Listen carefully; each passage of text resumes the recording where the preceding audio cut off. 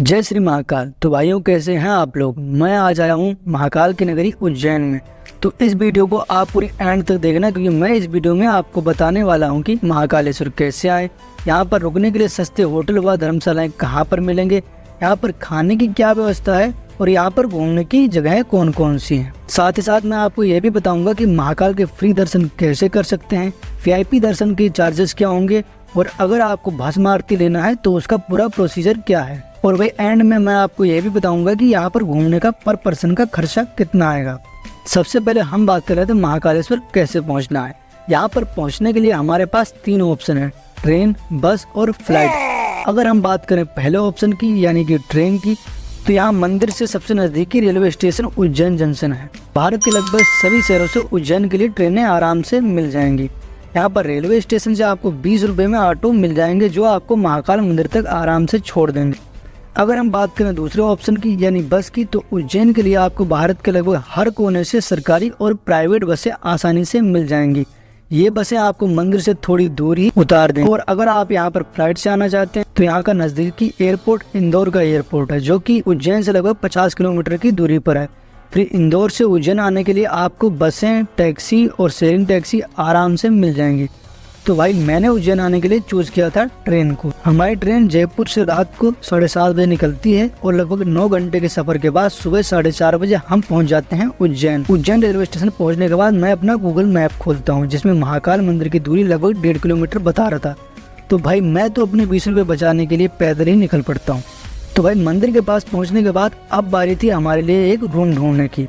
अभी सावन का महीना होने के कारण यहाँ पर रूम थोड़े महंगे थे। तो भाई काफी देर तक घूमने के बाद हमें ये डबल बेड का रूम 2 दिन के लिए 1500 रुपए में मिल जाता है, यानी कि 1 दिन के लिए 750 रुपए।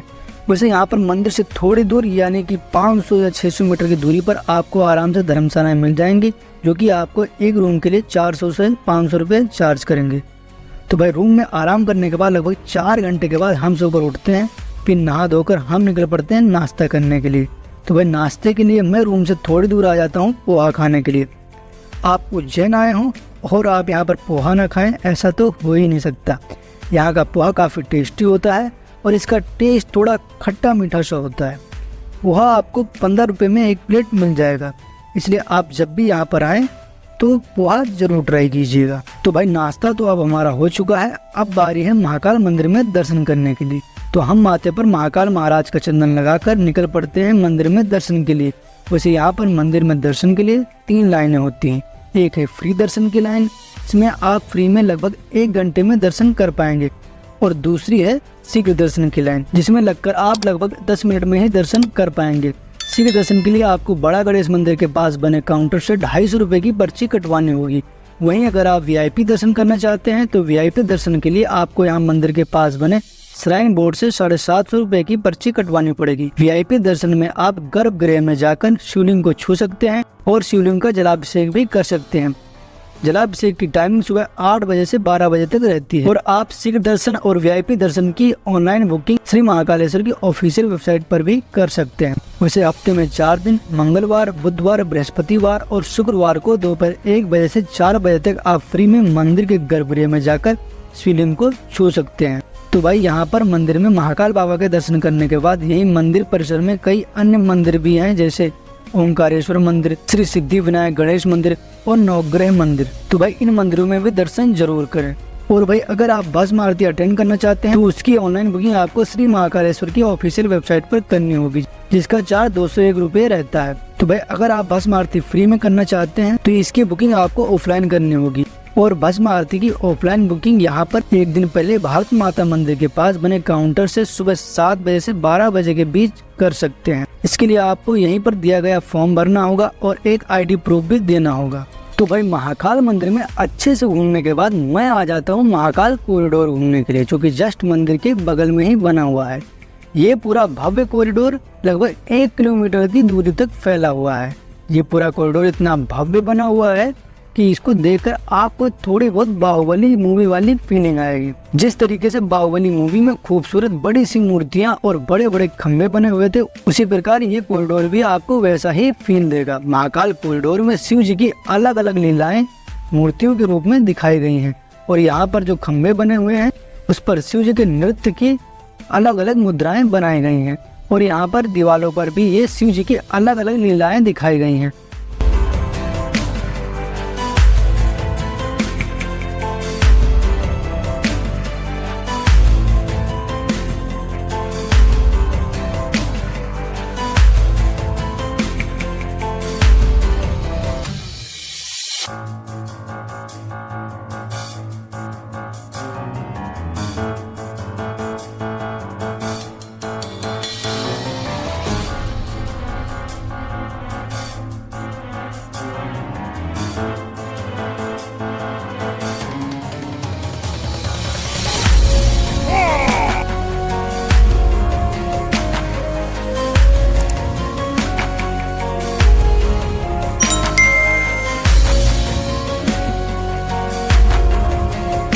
और रात के समय में लाइटनिंग होने के बाद तो ये जगह और भी खूबसूरत दिखाई पड़ती है, जो कि आप आगे वीडियो में देख ही सकते हैं।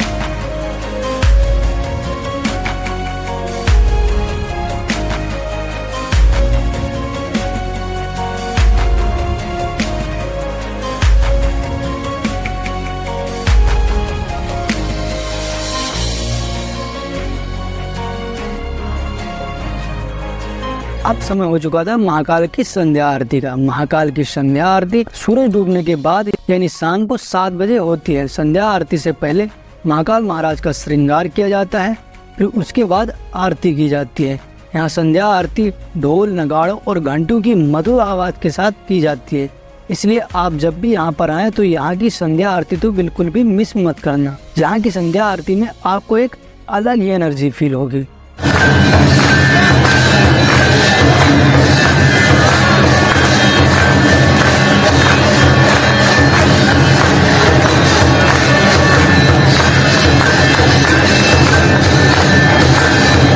तो भाई आप महाकालेश्वर आए हैं और भांग न पिए, ऐसा तो हो ही नहीं सकता। तो भाई अब हम आ चुके हैं यहाँ श्री महाकालेश्वर भांग गोटा की दुकान पर भांग पीने के लिए। यहाँ पर 80 रुपए की एक गिलास भांग ठंडाई मिलती है। इसमें भांग के साथ साथ दूध, मलाई और रबड़ी और साथ में ड्राई फ्रूट्स और सीजनल फ्रूट्स भी डालते हैं। वैसे तो महाकालेश्वर को संध्या आरती करने से पहले भांग का अर्पण किया जाता है। हाँ जी, पीली भांग आराम, ठीक है, कोई नहीं। तो भाइयों अगले दिन यानी डे 2 में आपको जाना होगा काल भैरव के दर्शन के लिए। ऐसा माना जाता है कि अगर आप महाकाल के दर्शन के लिए आएं और आप काल भैरव के दर्शन नहीं करते हैं तो आपकी यात्रा अधूरी मानी जाती है। जिस प्रकार उज्जैन के राजा महाकाल हैं, उसी प्रकार यहाँ के सेनापति काल भैरव जी हैं।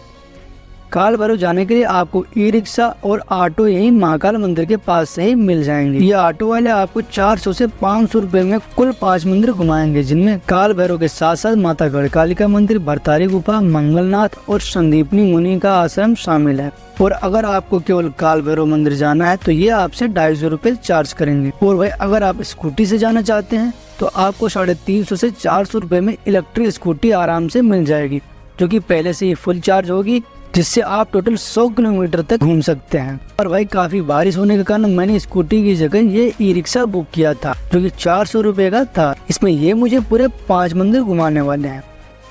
तो भाई हम इस ई रिक्शे पर बैठकर निकल पड़ते हैं अपने सफर पर। तो भाई आगे जाते हुए रास्ते में काफी तेज बारिश भी शुरू हो गई थी, जिस कारण मौसम तो एकदम शानदार सा हो गया था। तो भाई लगभग 30 मिनट के बाद हम पहुंच जाते हैं काल भैरव जी के मंदिर पर। महाकाल मंदिर से काल भैरव की दूरी लगभग यही कुछ 5.5 किलोमीटर है। तो आप यहीं पर मंदिर के पास से ही प्रसाद ले सकते हैं। और भाई यहाँ पर प्रसाद में काल भैरव जी को शराब भी चढ़ाई जाती है, तो आप यहाँ पर प्रसाद में शराब भी चढ़ा सकते हैं।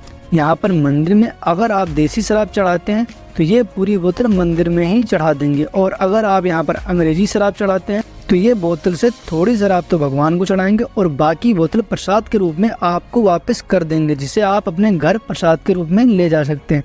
तो भाई यहाँ दर्शन करने के लिए भीड़ तो काफी थी और बारिश भी काफी हो रही थी, पर इतनी बारिश होने के बाद भी श्रद्धालुओं का जोश जरा सा भी कम नहीं हो रहा था।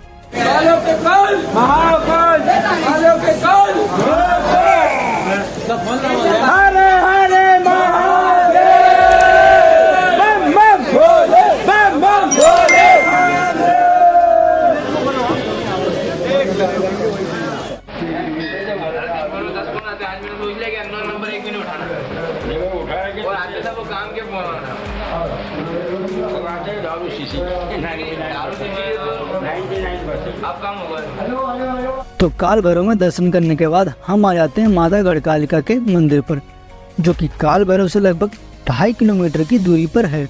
यह मंदिर माता काली को समर्पित है। तो भाई माता जी के दर्शन करने के बाद अब हम आ जाते हैं भरतारी गुफा पर।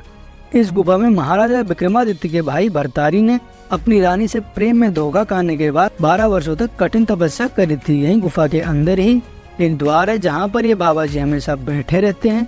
ऐसा माना जाता है कि ये द्वार सीधा 4 धाम की ओर खुलता है, जो कि अभी बंद है, और इसी द्वार से भरतारी जी 4 धाम की यात्रा पर गए थे। इस गुफा के अंदर आपको झुक झुक कर ही चलना पड़ेगा, क्योंकि ये गुफा काफी छोटी सी है। और भाई आपने विक्रम बेताल की कहानी तो जरूर सुनी होगी। ये जो बेताल की मूर्ति बनी हुई है ये उसी बेताल की मूर्ति है। यहीं इस गुफा के साइड में ये गोरखनाथ संप्रदाय का मंदिर बना हुआ है। योगी आदित्यनाथ जी भी इसी संप्रदाय से हैं।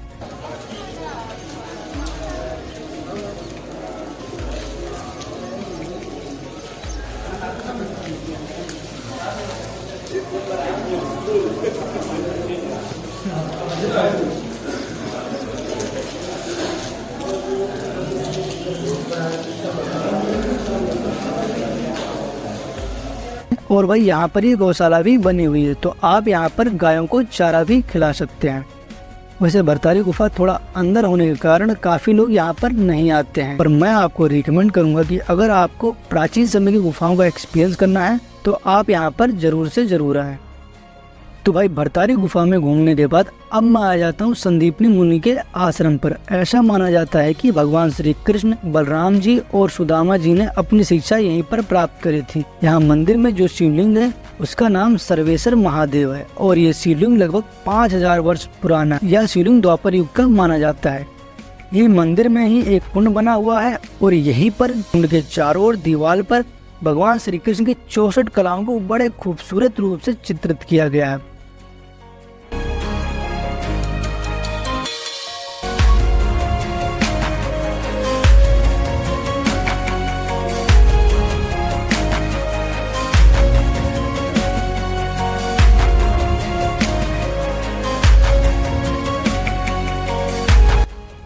तो भाई अब मैं आ चुका हूँ मंगलनाथ मंदिर में दर्शन करने के लिए। वैसे अभी ये मंदिर अंडर रिनोवेशन है, पर फिर भी यहाँ पर अभी दर्शन चालू है, तो आप यहाँ पर दर्शन आराम से कर सकते हैं।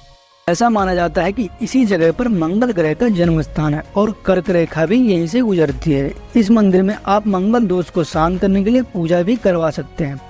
जो लड़के लड़कियां मंगल या मंगली कुंडली के होते हैं वे भी अपने दोष को शांत करने के लिए यहाँ पर पूजा करवा सकते हैं। तो भाई अभी मैं आया हूँ रामघाट पर। रामघाट शिप्रा नदी पर स्थित है। रामघाट महाकाल मंदिर से 1 किलोमीटर की डिस्टेंस पर है। अभी रामघाट पर यहाँ पर थोड़ी ही देर में आरती शुरू होने वाली है, तो वो मैं आपको दिखा देता हूँ।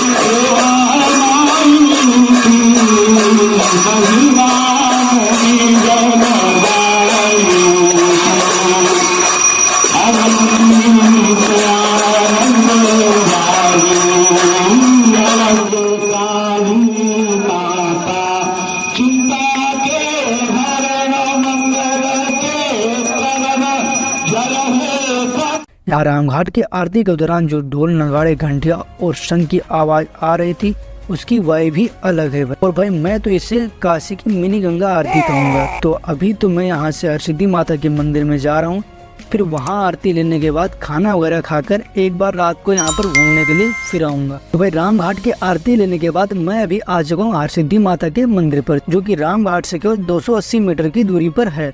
हरसिद्धि माता महाराजा विक्रमादित्य की आराध्य देवी मानी जाती है। यह 52 शक्ति पीठों में से एक है। यहीं पर माता की कोहनी आकर गिरी थी जब भगवान शिव उनके जले हुए शरीर को लेकर विलाप कर रहे थे। यहाँ मंदिर के अंदर आपको जो 2 खंबे दिखाई पड़ रहे हैं, संध्या आरती के समय इसमें जो दीप लगे हुए हैं इनको प्रज्वलित किया जाएगा। अभी आप देखेंगे कि ये लोग जो इस खंबे पर चढ़े हुए हैं ये मुश्किल से 2 से 3 मिनट में ही सारे दिए जला देंगे।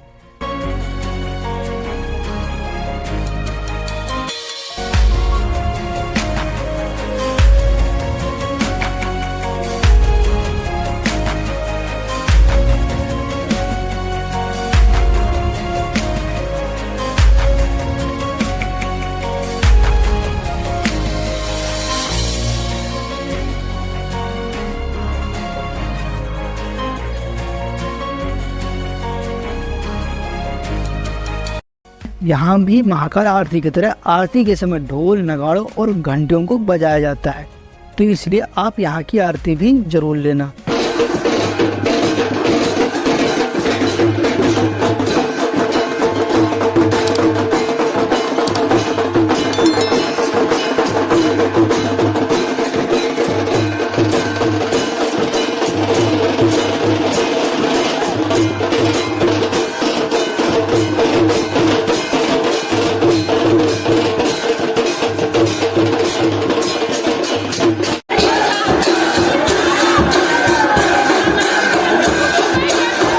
तो भाई अभी मैं खाना वगैरह खाकर वापस आ जाता हूँ राम घाट पर।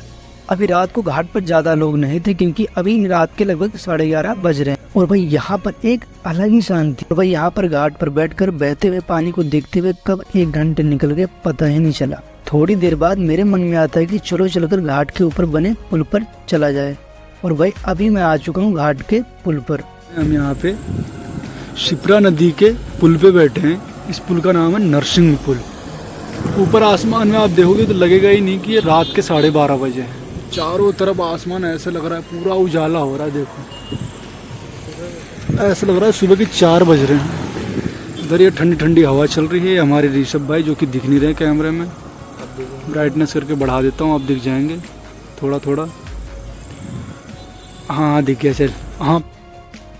तो भाइयों अब हम बात कर लेते हैं उज्जैन ट्रिप में होने वाले टोटल खर्चे की। ये खर्चा मैं आपको उज्जैन को सेंटर मानकर बताऊंगा, क्योंकि हो सकता है आप में से कोई दिल्ली, मुंबई, जयपुर या अन्य किसी दूसरे शहर से आ रहा हो। अलग अलग शहर से उसके डिस्टेंस के हिसाब से उज्जैन तक आने का किराया भी अलग अलग हो सकता है। ट्रेन का किराया अलग होगा और बस का किराया अलग होगा। इसलिए मैं आपको उज्जैन आने के बाद होने वाले खर्चे के बारे में बताऊंगा। तो भाई मैं ये मानकर चलता हूँ कि आप कम से कम 2 लोग आएंगे और पूरे 2 दिन तक रुकेंगे।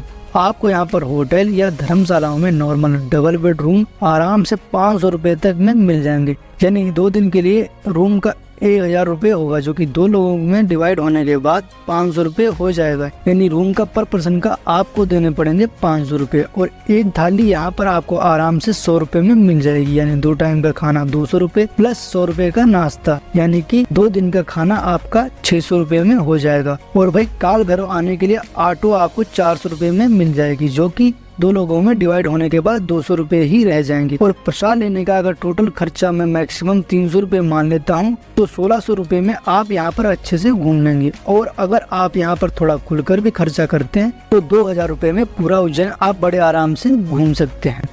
तो भाइयों अब यहीं पर उज्जैन की ट्रिप खत्म होती है। कल मैं जाने वाला हूँ ओंकारेश्वर और उसकी वीडियो भी आपको जल्द ही मिल जाएगी। अगर आपको ये वीडियो अच्छी लगी हो तो प्लीज लाइक कर देना और चैनल को भी सब्सक्राइब जरूर कर देना। हर हर महादेव।